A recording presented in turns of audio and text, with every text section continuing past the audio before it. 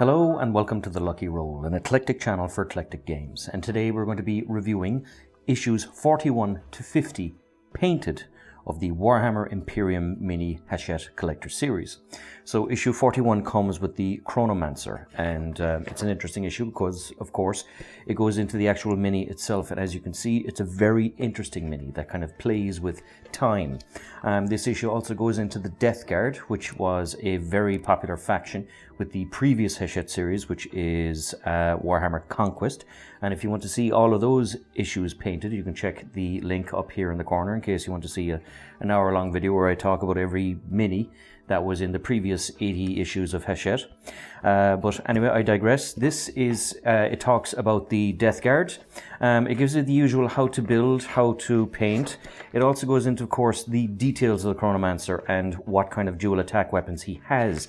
Now, as I said, it's an interesting character because he kind of manipulates time. So there's also advanced rules, a kind of a tutorial on psychic actions, and an initiate mission pack. So it kind of goes into a bit of a lore where it talks about different factions that you have here, the Necrons, the Space Marines, and the Adeptus Sororitas, that you can use them to basically play some small bits of narrative games. Now, the mission here is called Restore Power, and of course it uses the Chronomancer, and it also uses the Primaris Lieutenant with the Librarian. So there's some interesting psychic assault aspects here, and of course you have action objective cards that have been included with this particular magazine.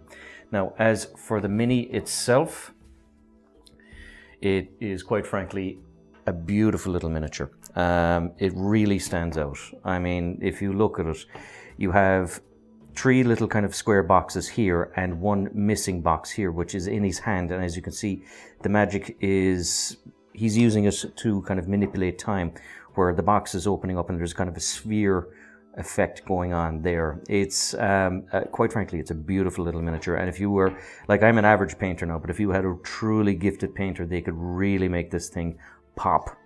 You know, it's there's a lot of very interesting details to play with and work with here. And of course it has, as usual, the very Egyptian kind of tone and features to it. But I have to say, this was a really fun mini to paint, and I could really appreciate the detail that went into this Necron Chronomancer. Issue 41 is a very interesting issue because it's the start of your Adeptus Sororitas, the Sisters of Battle, and you get, of course, the Canoness.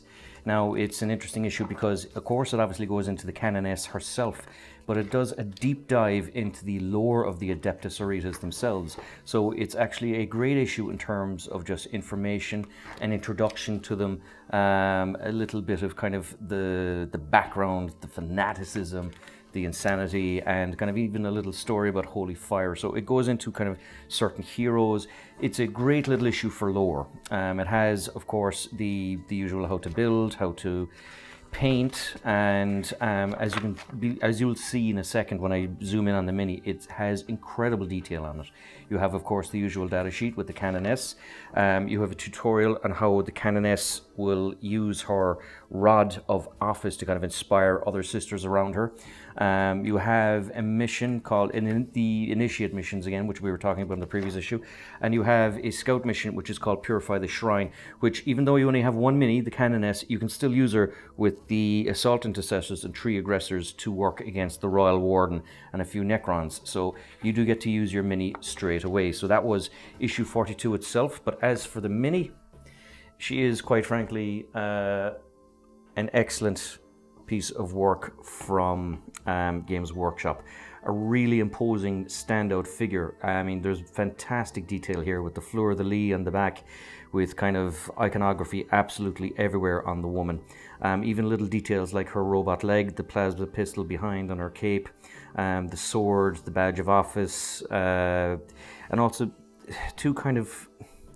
I'm an Irish Catholic, so when I look at this set of kind of warrior nuns, it gives me huge Opus Dei vibes, which would be kind of a very kind of orthodox kind of Catholic sect. But these reminds me of the ashes that they used to spread over coffins at a funeral. So I guess I can appreciate it a little bit more being kind of a Catholic background. But just the creativity in these models are amazing. Now, I mean, this is the Canoness, so she's a leader, but we will see later on some of the other sisters, and I can see why they're such a popular faction, because the model work on these is just first rate. You know, they're beautiful minis to collect, and I have to confess I am sorely tempted to keep collecting Sisters of Battle because the models are so much fun to paint and work with.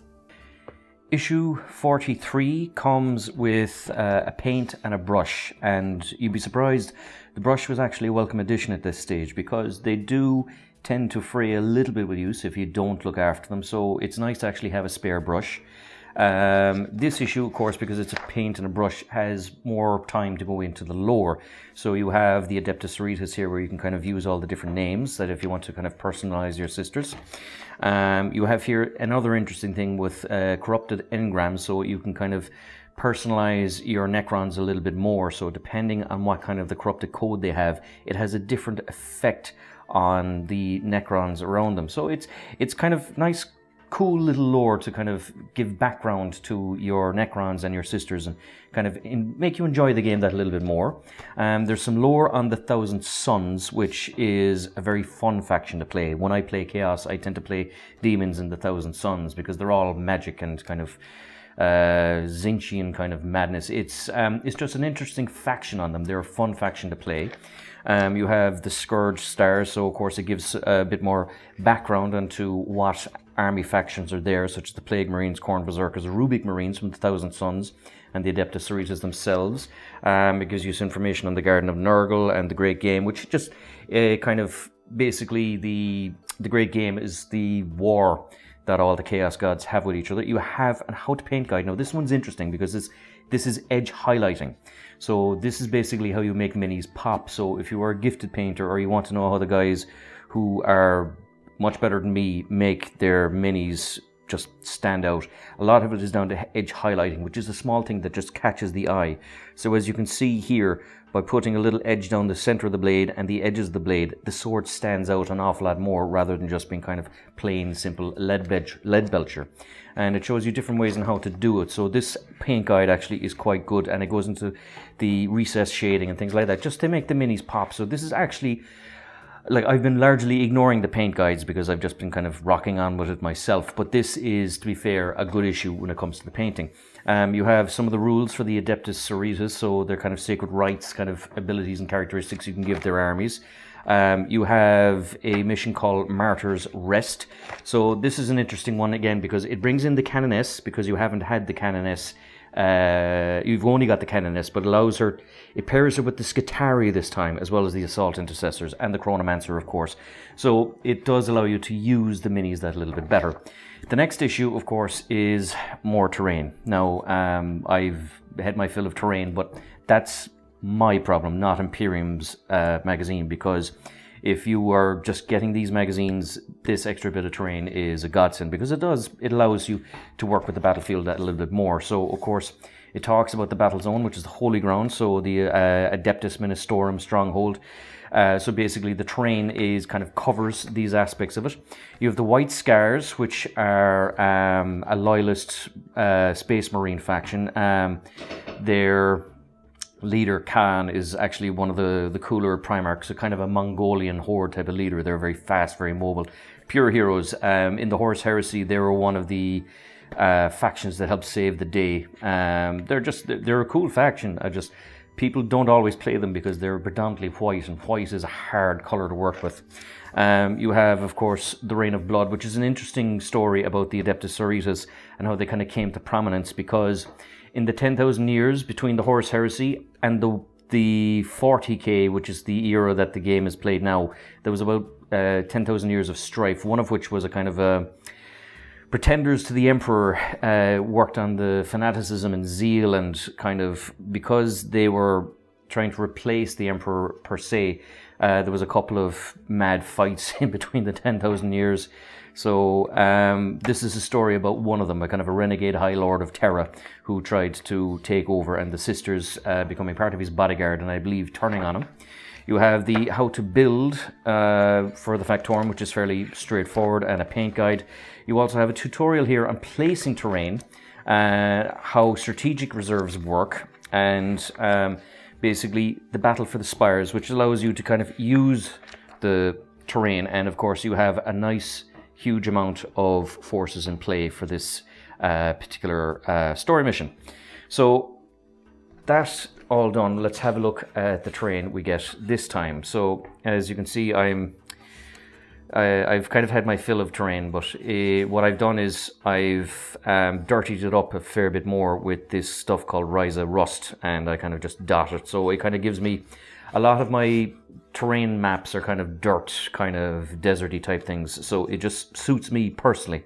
Now, you don't have to paint white, you can do whatever you want with it. I tend to try and follow the picture on front of the magazine for most of it, but yeah, it's just 2 new terrain pieces.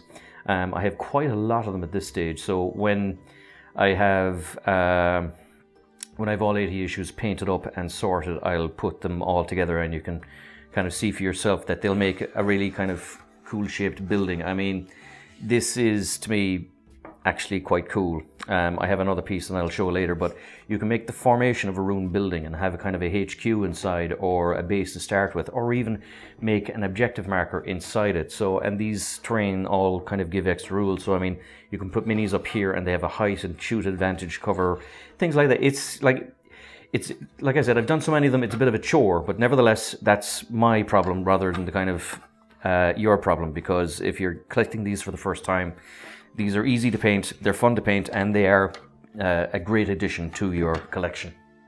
Now, issue 45 comes with the Canoptic Wraith and some interesting information on the sister. Now, the Canoptic Wraith is a really cool little figure. It kind of reminds me of the Chestbuster from Aliens, and I'm sure that's what they had in mind when they were designing it with Games Workshop. Quite a sinister little model, but pretty cool.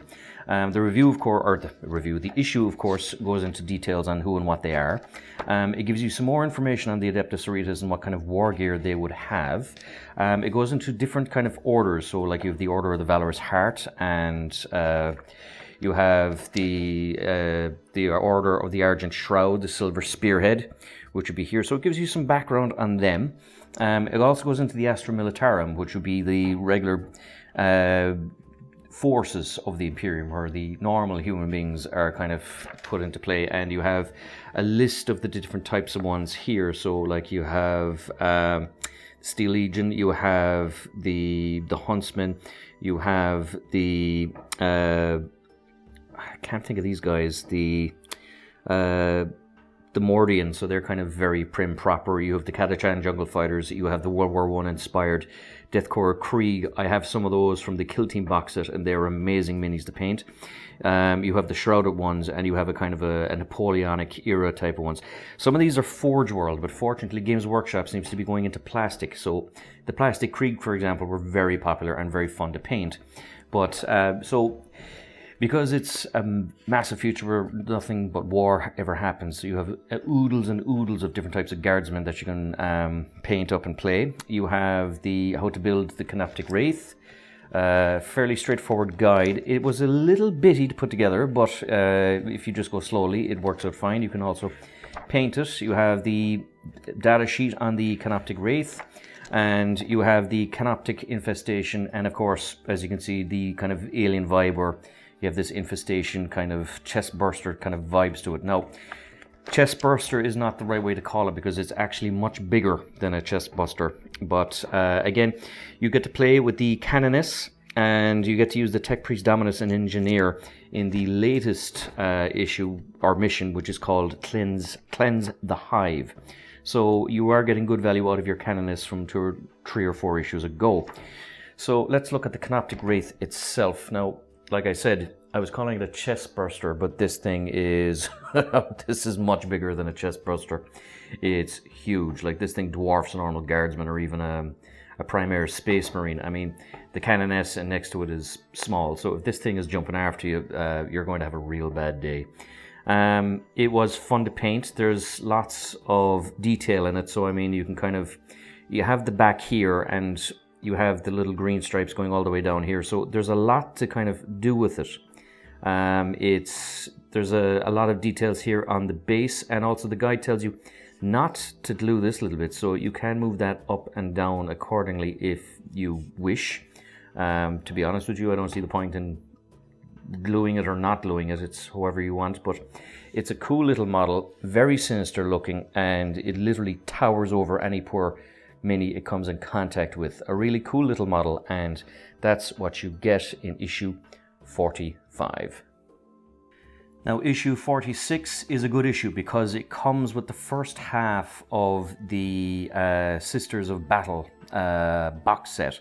So you get 7 little minis in here, and some very interesting ones. Of course, it gives you an introduction again to the Warriors of Faith. It goes into them a little bit more detail and talks about some of their actual weapons. You have the Seraphim Squad, which are the Angelic Shock Troops. So these would be kind of the flying sisters that kind of be fast and mobile. Now, because there's a lot of minis in this issue, a lot of the issue is taken up with how to build and how to paint. And they're distinct minis, so the paint guide is kind of fairly elaborate. You do get the data sheets on the sisters and on the Seraphim Squad, and the mission, Head for the Surface, again uses the cannon, but this time she can use her own sisters. So she's got the 3 Battle Sisters, the Seraphim, and 3 Assault Intercessors, which are in this particular mission. So you do get to use the Canoness with her troops for the first time. Now, as for the minis themselves, they are, quite frankly, excellent.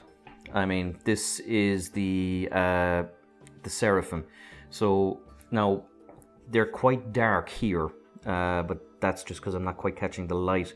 But I found them quite interesting to paint because I did a black base, and what I did is I kind of did a dry brush of silver, and that caught most of the detail for me. So despite having a lot of minis to paint, I actually found these were quite quick and handy to paint. The details are amazing. I mean, they're new kits, so the model and the posing is fantastic. I mean, this sister now with her 2 bolt pistols flying and pointing one way and firing behind her, it's just cool. You know, I mean, these are warrior nuns, and being an Irish Catholic, I tend to be a little bit afraid of nuns. I think it's bred into me, but nevertheless, to have warrior nuns like this flying through the battlefield, shooting all around them, is just, quite frankly, it's cool. So you get 2 of these Seraphim models, and as you can see, they're both they're dual wielding. It's the iconography like the rosary beads. Well, obviously they're not rosary beads, but they have the Faith of the Emperor symbol. You have the shoulder guards here, which I have painted silver. They're supposed to be painted white, but I actually found that silver just worked better for me because I have such difficulty working with white. So I used grey cere on the faceplate, which I find is it's not quite white, but it's white enough for my purposes, and I use that to kind of colour the helmets. But I gave it a miss on the rest of the iconography for the sisters. Now, as you can see with this normal battle sister, I tried the white on the shoulder pad, and it came out and it didn't come out. I wasn't thrilled with it. But again, like the normal battle sister, they're just class. They are just beautiful models. I mean, there's not an ounce of detail that isn't put to use in these minis, and they are fantastic. So I am tempted to kind of get more of these. I mean, it's the same here with this mini, which is, again, just another dynamic pose. It's literally just a battle sister with a bolter, but they have great motion in the poses with these minis. So they're very kind of lifelike and kind of instant ready for action. So again, I just did a lead belcher on the battle pauldron here, and I found that it just looked a tad better than the gunky white.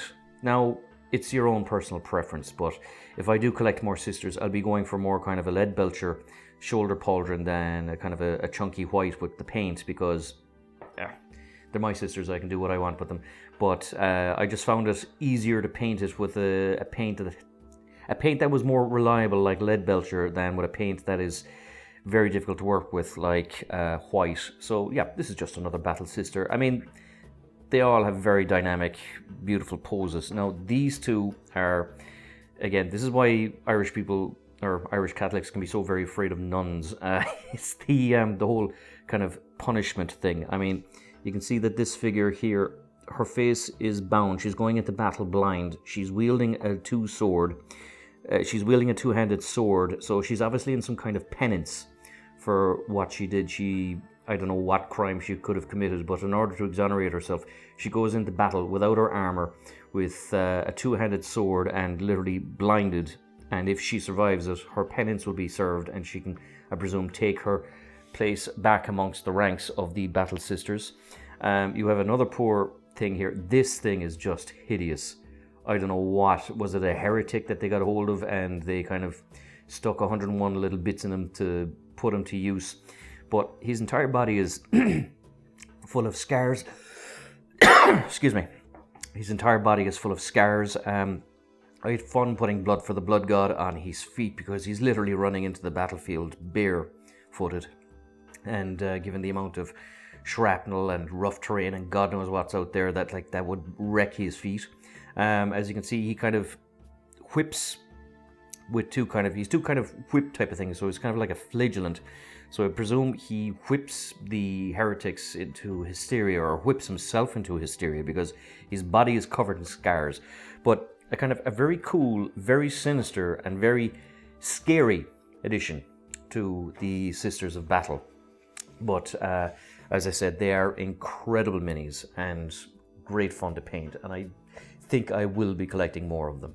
Now, issue 47 just comes with 2 paints, so it's a useful issue in that it can kind of give you a lot of background and lore. So I was literally just talking about this, was these are the sisters that have transgressed against their faith and must now atone for their sins. So as you can see, these are the different types of sisters that are sent out with literally a sword. And if they manage to survive, I presume that they're allowed back into the line. You have some of these are actual heretics, so few of them are considered worthy of redemption, and the ones that are undergo surgery and are turned into living weapons known as arcoflagellants. So basically, yeah, the guy I was just talking about in the last issue, who was having a really bad day, he was a heretic, but they decided to be nice, save his soul, and basically mutilate him with weapons and send him into the fray against monsters, so he could be useful. So lucky him. You have the Sisters of the Priory, so it goes into more information and lore on the sisters. So basically just kind of different factions and sections within the sisters. You have the Talons of the Emperor, which are a specific faction. They're custodies. Basically, they'd be among the elite of the elite of the elite that would guard the Emperor himself.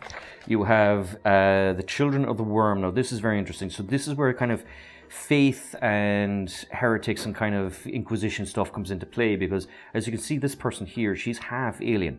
There's a faction called the Tyranids, which are kind of like worm monsters that just eat everything. But what they do is they infest people. So people become brainwashed to try and welcome them and let them know that they're here to be eaten.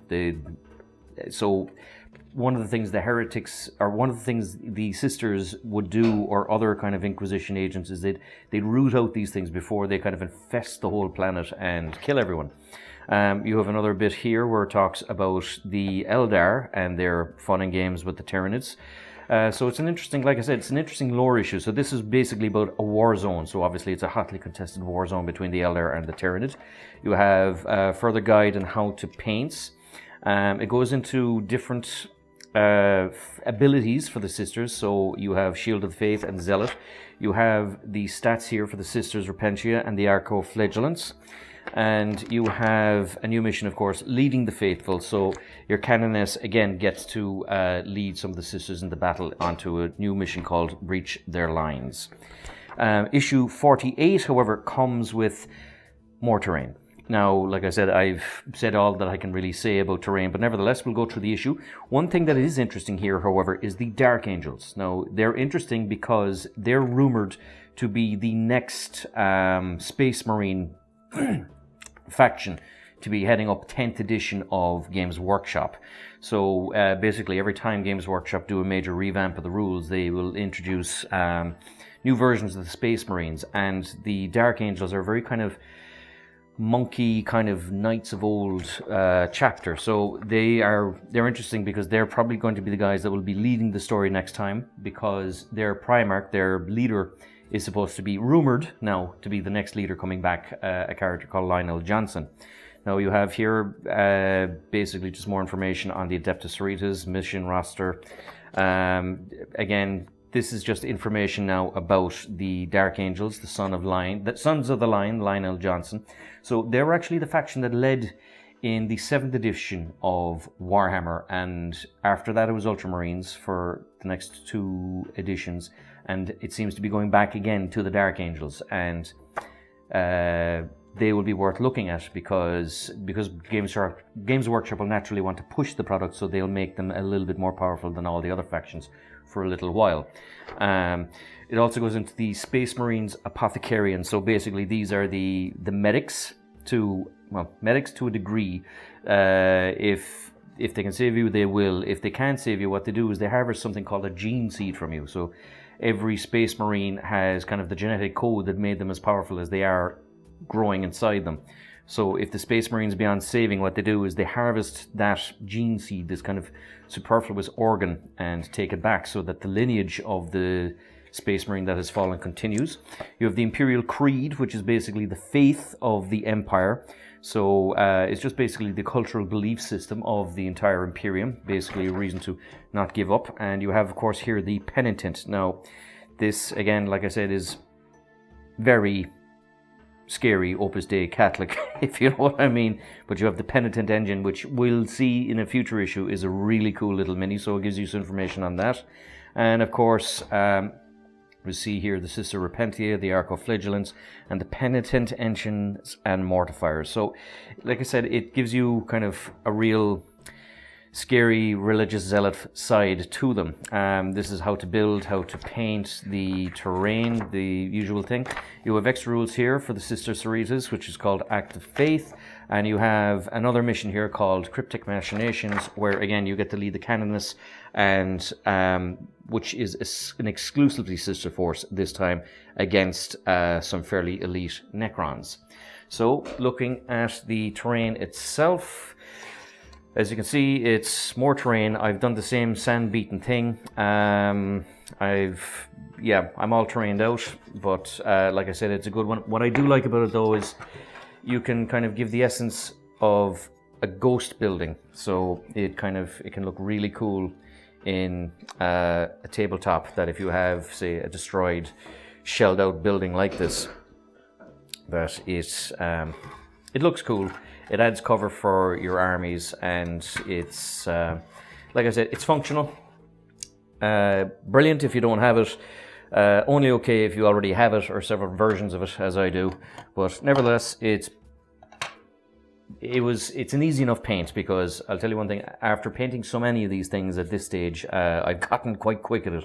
But nevertheless, a very functional issue and a very good bit of terrain for the price it is. So despite my actual griping, there is nothing wrong with these issues and absolutely nothing wrong with this terrain if it's something you want to add to your collection. Now, issue 49 is an excellent issue because it comes with 10 miniatures and one huge, beautiful looking miniature, which is this thing, the Penitent Engine, which, as you can tell, this guy is having a real bad day. But nevertheless, it just goes into basically more of the lore. So this fella is a heretic, but whose desire to atone and be forgiven has been weaponized by the sisters. So they've stuck him in this thing and then let him loose upon the enemy. So, glad I'm not him. And you have the Repenta Superior. So this lady is the one that she's the nun that punishes you for being bold. She whips those who are seeking penitence to ensure that they fight with sufficient zeal. So another very scary lady, but a superb model, actually, a really fun one to paint. Now, because there's 10 minis in this, there is a fairly significant how to build guide, and there's a fairly significant how to paint guide. So it takes up most of it, but as you can see here, you do get a lot in it. You have the data sheets for the Repentia Superior, who would be the section leader of the Flagellants, and the Penitent Engine itself, so their stats. And an extra tutorial, but there doesn't seem to be a mission with this one. But nevertheless, you get more kind of mission action objectives up here as well. So let's have a look at this issue. And these minis, again, are just amazing. I mean, like, this is the Penitent Engine.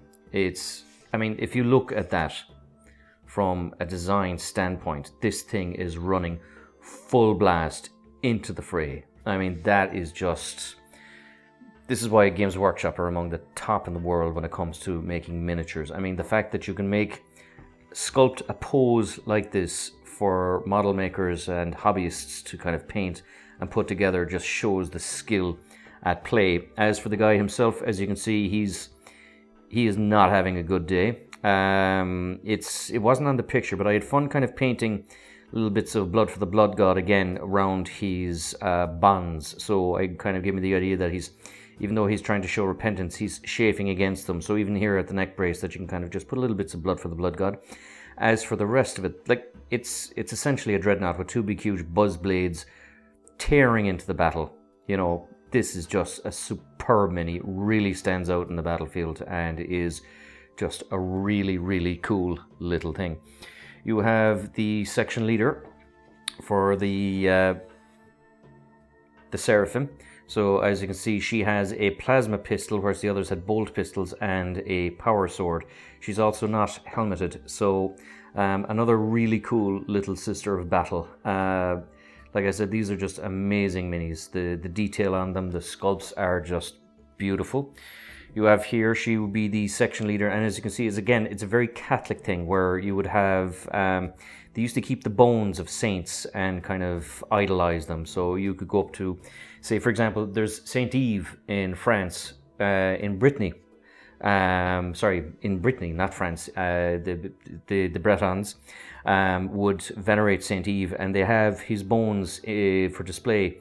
That in a mausoleum, so if you can call in and you can visit and you can see relics of the saint, and there's a nice kind of little wooden background to it covered in gold, so this did give me very kind of cool Catholic vibes. So she's obviously the standard bearer, but they're holding up the kind of the aspects of martyrs, and you have two little statues here as well that would open and close doors. So there's a really cool kind of medieval religious kind of iconography mixed with the far future. And of course she has a big huge bolter that she's holding one-handed, and it's just a battle standard sister, and it looks cool, you know, just a beautiful little model. You have here one of the section leaders. I'd say she'd be either the lieutenant or the captain, but she's, as you can see, she's adorned. She has the whole rosary bead effect going around. You have the robes as well, the red flowing robes. It kind of just basically they put kind of religious robes over battle armor and go in and tear lumps off anything that threatens the empire.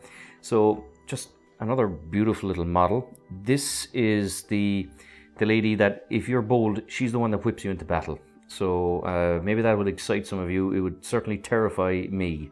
So she has two big huge whips. One, I mean, this sculpt again from Games Workshop, like, that's just amazing work from them.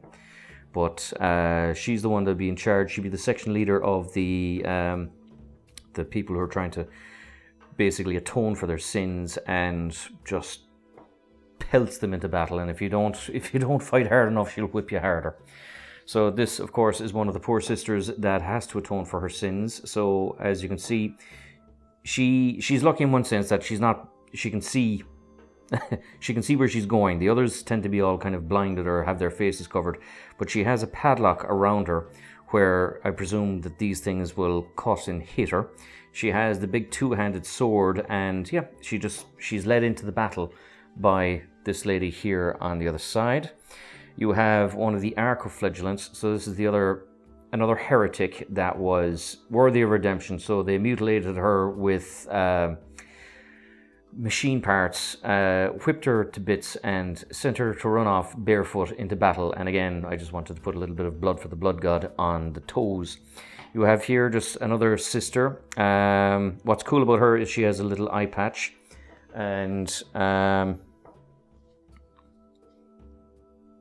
she has a little eye patch. I found it difficult to kind of point out or pick out, but yeah, again, same thing. There's just lots of wonderful little details you can work on and paint on here with it. They were fun to paint, and they really look good on the battlefield. And this one I think is my personal favorite, because this guy here is a charred corpse.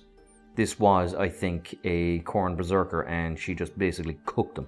And that's smoke coming off the actual corpse. And she's standing on it. So this is a nun, warrior nun with a flamethrower. And yeah, it's like, how do you like your corn? Crispy, you know? Just, again, incredible sculpts from Games Workshop. And if this part of the hobby if it's all about painting for you, these are wonderful things to collect, and just the level of detail they put on them is superb. So yep, that is the remainder of the sisters, and this bit especially is just such a cool thing to collect. Now issue 50 is also an excellent one, because the Necrons, not to be outdone, come with 5 fantastic miniatures in this issue, which are the Royal Court. So it's an interesting issue again, because it comes into the Canoptic Reanimator, which is a huge mini that just stands and towers over the battlefield. You have the Matriarch, so it goes into a little bit more lore for the sisters, so you can see that some of the more famous saints there. You have some information on another order called the Sacred Rose, and there's another order here again, which is the Ebon Chalice. So they have their own different factions. You have a fairly substantial build and paint guide again, because there's there's a lot of little minis in this, and they're from some fairly nice ones. You've got the stats and the Canoptic Reanimator, and you have a new mission called Reanimation, which of course you have nothing but the sisters up against the the Necrons. So this is, even though you didn't have a mission in the last issue, they make up for it with this one, because you can throw your whole force of sisters at the Necrons. But as for the minis themselves, I mean, they were just excellent. I mean, I had real fun painting these. So we'll start with these two lads. They're part of the Royal Warden Court, but they're just, I guess they're gophers, or they're just they're either gophers or specialist bodyguards that mind the Royal Court, but they're two kind of very distinct minis. This is the leader of the whole thing, a really cool kind of mini that's floating in the air, so he has no actual body, he just has a spike coming down the end. But yeah, this is the Royal Warden. I had fun painting it. The blade here on the top, I just decided to kind of go half Kabalite green on it to give the actual blade effect. The rest of it I put little touches of moot green to kind of highlight the other aspects of green on the weapons. But a cool little model, really stands out, but it reminds me of the Borg Queen in that, in the sense that he has a spine, but he has no real body. Now, this guy is the leader of the Scorptic fellas, and he is scary. He's huge. Like, he is a big boy. He ate his vegetables when he was small. And he's unique in the sense that he has 3 arms. So you have the plasma, you have a weapon here, and you have power claws here. So he's actually bigger. The other lads are only about this size to him. So he literally dominates both them and the battlefield. And is a kind of a nice, scary looking Necron monster. But this is a really good issue to get, because I think the Royal Court, I'm told, retails for about 70 odd euros, but you get it here with the Imperium magazine for, 13 euros. Now this fella as well is the Canoptic Reanimator, and it's a really cool model because he just stands out in the battlefield. I mean, you have pieces of terrain here that come with the kit that you can just kind of litter in it. So if you wanted to kind of take extra bits of the sprues, like say any leftover weapons from the Skitarii or the Space Marines or the Sisters, and just dot them on the battlefield, no problem, because this guy just picks his way through it. A friend of mine fought one of these in his last game of 40k, and it made absolute mist of his dreadnought. This thing hits, and it hits hard, but it is a cool looking mini, really tall, really stands out. You have the little head of the thing here that kind of looks around corners, and of course the 2 little claws that are kind of like the, I suppose, dinosaur claws, but just a really cool, sinister, insectoid kind of thing. And just like I said, this guy is big, this fella dwarfs him. So a really, really good issue for people to get is issue 50, because you get the Royal Court. So that is issue 50 for the Necrons. Now these are all the minis you get with issues 41 to 50, and as you can see, you get quite a lot. You get the 2 terrain pieces, you get a sizable force of sisters, and you get the Royal Court of the Necrons, including a Canoptic Wraith and this Chronomancer fellow. So it's interesting. I don't know what to pick as my favorites this time around, because there were so many really good ones. I mean, the Penitent Engine is obviously a contender for my favorite, but it's kind of like choosing between your children in one sense, because there was so many really cool models in these 10 issues that it is genuinely hard to paint. I mean, even the smaller minis, like this Battle Sister standing on top of a fella she just cooked, like there's just beautiful work here. Even here, as you can see now with the flagellants running into battle, you have the sister here whipping them, so if they don't run fast enough and hit hard enough, she'll tear strips off their back. Lots of really cool lore things, you know. Even here with the battle standard, it's genuinely hard to choose. But I suppose if I had to, it would probably be the Penitent Engine, because that to me, it just shows how far miniatures and model making has come, that they're able to make a mini that balances and stands and works functionally as a Warhammer model with this type of pose, where it's a big huge dreadnought engine running full blast. But yep, that, ladies and gentlemen, is issues 41 to 50. Hopefully we will have issues 51 to 60 painted in the next 10 weeks. Unfortunately, I guess these issues as they come out, and paint them as they come out. But if you do enjoy these videos, please like, subscribe, all that good YouTube stuff. And until next time, good luck, God bless, and behave yourself, or the sisters will get you.